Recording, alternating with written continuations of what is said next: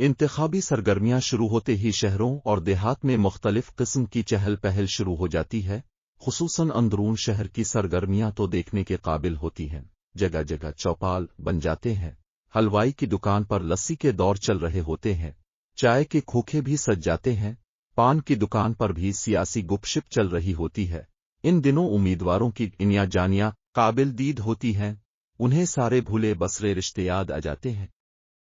کے لیے چلے جاتے ہیں تو کہیں اسے شادی کی مبارکباد دینے جو اب بال بچوں والا ہو گیا ہوتا ہے۔ اتنی گوناگوں مصروفیات کی وجہ سے بھول چوک بھی ہو جاتی ہے، چنانچہ تعزیت والے گھر مبارکباد اور مبارک والے گھر تعزیت کرنے بیٹھ جاتے ہیں۔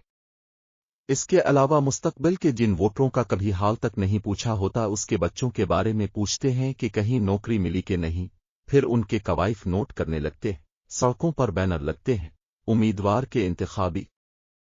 آفس کے باہر دیگیں کھڑک رہی ہوتی ہیں، اور یوں ہر طرف خاصا ہلا گالا نظر آتا ہے۔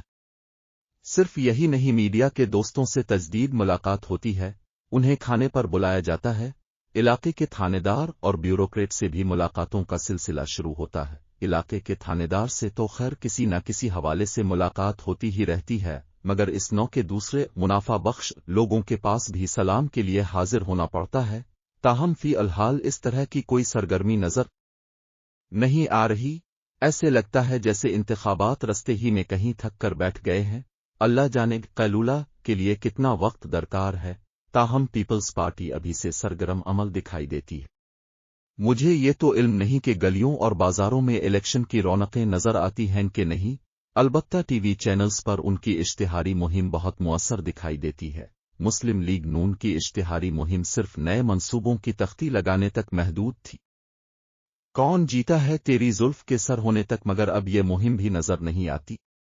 باقی رہ گئی پی ٹی آئی تو وہ سوشل میڈیا پر ہمیشہ کی طرح آج بھی سرگرم عمل ہے، وہی گالی گلوہ، وہی عمرانیات، تاہم اب وہ 50 لاکھ گھروں اور 1 کروڑ نوکریوں کی بات نہیں کرتی، اور نہ مرغیاں پالنے کے منافع بخش کاروبار کی تلقین کرتی ہے، البتہ اب 9 مئی کے سانحات کے ذکر پر کہتی ہے یہ ہم نے نہیں کیا۔ بقول شاعر فتنہ جگہ کے دہر میں آگ لگا کے شہر میں جا کے الگ کھڑے ہوئے، کہنے لگے کہ ہم نہیں، میرے دل میں بھی اس وقت خان کے لیے جگہ پیدا ہوئی تھی جب کہا گیا تھا کہ پی ٹی آئی برسر اقتدار آتے ہی تمام صوبوں کے گورنر ہاؤسز ملبے میں تبدیل کر کے وہاں یونیورسٹیاں بنائے گی، بیوروکریٹس کے کئی کنال میں بنے ہوئے گھروں کی بجائے انہیں بس رہائشی گھر دیے جائیں گے۔ خان یورپ کے وزرائے اعظم کے بارے میں قوم کو بتایا کرتے تھے کہ وہ سائیکل پر اپنے دفتر آتے جاتے ہیں، مگر موصوف نے خود سائیکل کی بجائے ہیلی کاپٹر کو ترجیح دی۔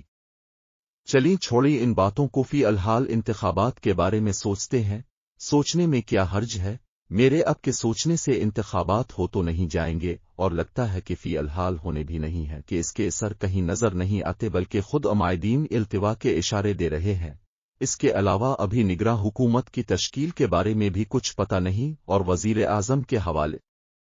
سے چند نام سامنے آئے ہیں، اور حتمی نام نہ تو ابھی سامنے آیا ہے اور نہ اتنی جلدی آنے کی توقع ہے۔ اللہ جنت الفردوس میں جگہ دے مجاہدین اردو فضل الرحمان لاہوری کو، وہ اگر زندہ ہوتے تو اس بار بھی وہ بطور امیدوار سامنے آتے کہ موصوف ہر الیکشن پر خود کو صدر اور وزیر اعظم کی پوسٹ کے لیے موزوں ترین امیدوار گردانتے تھے، بلکہ انہوں نے اپنی کابینہ بھی تشکیل کر دی تھی، جس میں وزیر اطلاعات منو بھائی اور وزیر تعلیم راقم الحروف کو نامزد کر